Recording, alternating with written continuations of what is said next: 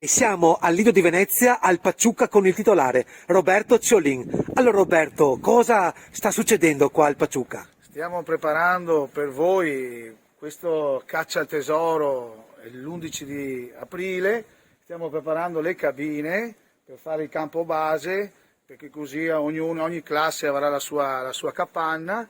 Per la merenda golosa, andiamo a vedere qua gli spazi. Quali sono gli spazi per... La merenda, queste due tavolate enormi verrà messa, diciamo, a disposizione questa merenda, sperando che la giornata sia soleggiante. Allora, 11 aprile, se è brutto tempo il 12 aprile. 12 aprile. Allora Roberto, e il mare quanto distante è? Il mare dista circa 150 metri. Ok, e quindi dove faremo il sentiero con la LIPU per dell'educazione ambientale, il frattino? Verrà fatta una corsia delimitata dei cartelli e seguita ovviamente dalla LIPU, no? Sì, esatto.